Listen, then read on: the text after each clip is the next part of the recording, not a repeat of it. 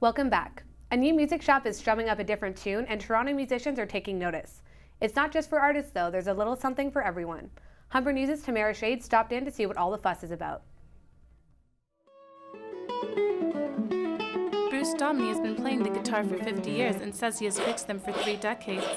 And now he owns Coffee Guitar, which is not just a restoration shop for stringed instruments, it is also a cafe. The shop has been open for only a month, even though there aren't any advertisements other than word of mouth. John Kawalton, Domney's apprentice, says it is always busy. The cafe was open because musicians needed a place to get together and get their guitars fixed. I'm inspired by great craftsmanship. I'm inspired by great guitar playing. I'm inspired by the satisfaction and answering the needs of my clients. That inspires me. It's all right. What'd you do? Domney has a variety of beautifully crafted guitars for sale. This is a guitar I did for some big stages, some big shows. This is actually a Gibson Thunderbird. Domney offers free seminars on basic guitar setups. He has already put in the sound system to host live shows. Domney assesses the damage on the spot. He says estimates can start at a couple hundreds and go up from there. So, no, not on the outside. Bruce fixed my guitar. I was just fascinated at all the stuff behind it that I had no idea about. He kind of opened my eyes to a new angle on music. Some of the guitars at the shop go back as far as this 1950s nylon string model. Again, a hollow body guitar, but this hollow body is actually what's called carved, so it's built like a violin style. So the wood starts out this thick, and then it's hand carved. Coffee Guitar has only been open 4 weeks, and already it's a hit with the Bloor Danforth music community. Domney says his cafe is a place where people can learn about their instruments and talk music. I'm Tamara Shade for Humber News. Canadians might take rock and roll for granted, but for people elsewhere, live performances can be hard to come by. Humber's David Wilson sat down with Iranian Canadian who performed at one of Iran's first official hard rock concerts. He's also the subject of a new book.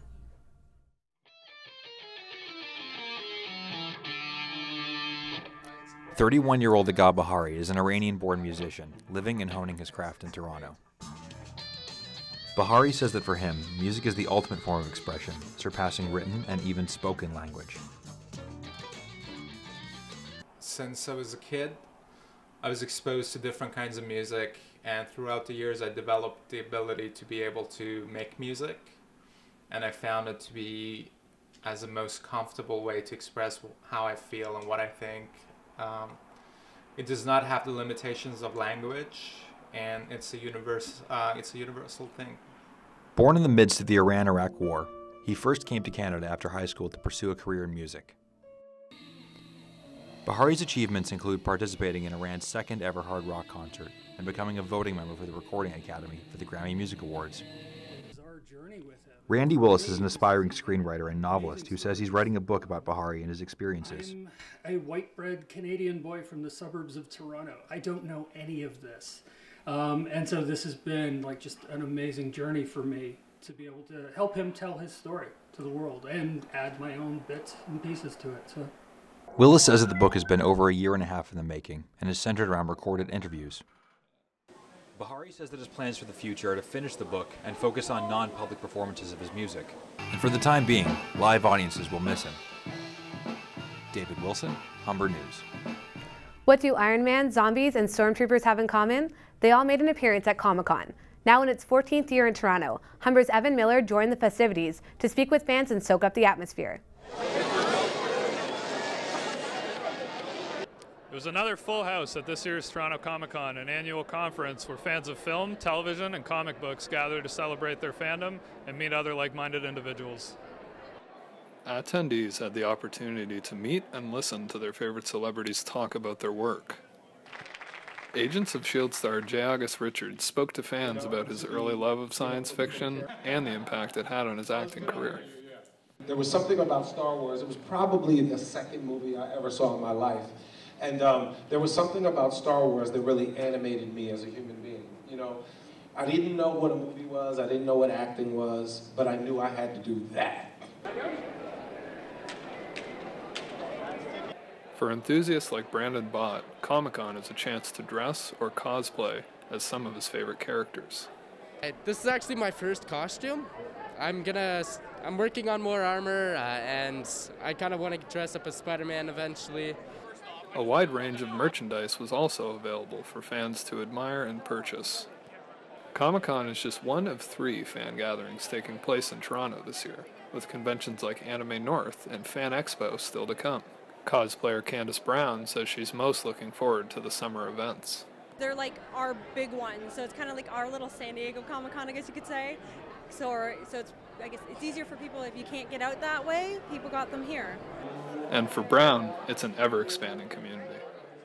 I definitely see it growing, adding more and more different things, different features, and trying out new things. Evan Miller, Humber News. One of Toronto's most eclectic neighborhoods might be getting a facelift, and not everyone's thrilled. Critics say a new development plan threatens small businesses by swapping the colorful Victorian houses for high-rise condos. We visited Kensington Market to ask people for their thoughts. Bright colors, trendy restaurants, and family-run boutiques are part of what makes Kensington Market a destination for Torontonians and tourist delight. Cinderella is one of Kensington's many small vintage clothing stores. Store owner Pat Gray says she has heard talk of condos and high-rise buildings coming into the area. I found out that Kensington is going to be, by 2020, it's going to be like Yorkville. Kensington Market is one of Toronto's cultural hubs. Notorious for its laid-back, judgment-free attitude, Kensington's small business persona is often victim to attack by big corporations wanting to move in on the ideal location. In previous years, Kensington has kept out large competitors, such as Walmart and Starbucks, but there is talk among small business owners that Kensington might be under attack again. Dominic Russell has lived in the area for almost 30 years. She's the chair of Friends of Kensington Market, a group that helps preserve the best of the village. Well, what's proposed right now is a condo, and it's just in its proposal stage. We haven't had a response from city planning in terms of what they're looking at. You know, people want to live here. Some business owners have the fear that the proposed condo development will change the current retail landscape and pedestrian feel of Kensington Market. Down the street from Cinderella is Kensington Mall. Sheldon Halstead prints custom t-shirts at Fly By Design Clothing and is waiting to hear the results from a petition to stop the developments. There's like these guys that come by and like to sign petitions and stuff, and like to be honest, like hopefully I hope it works, but I don't know. I don't know what's gonna come of it. I know what's happening right now, but I don't know what the future holds. The last time a big company tried to move in on the market, over 90,000 Torontonians signed a petition to keep it out. It just goes to show that this little market is a big force to be reckoned with, despite its friendly demeanor. Claire Jenkins, Humber News.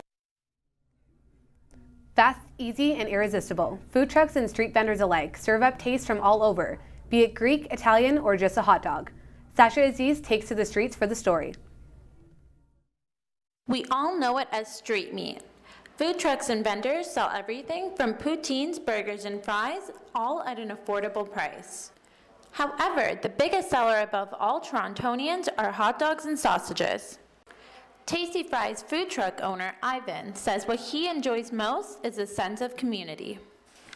When you build business and customers, I like that.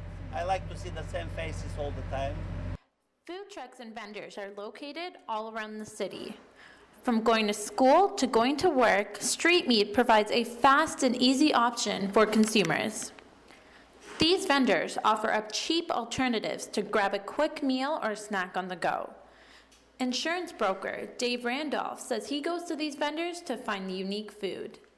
Well, the guy that I'm with, he is from Montreal, and he is a bit of a connoisseur when it comes to poutine, and he said this is the best poutine. Although business booms in the summertime, street meat vendors face a lot of challenges in the winter, like snow, construction, and cold weather. Most food truck owners rely on their business as their only source of income.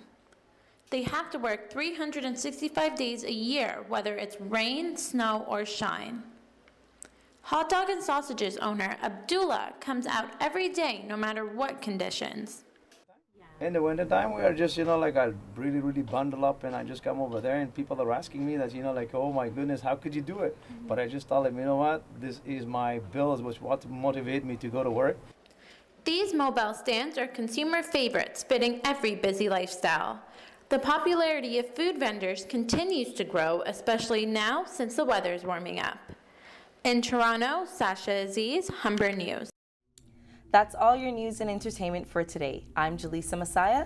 And I'm Claire Jenkins. Thanks for joining us on this special edition of Humber News.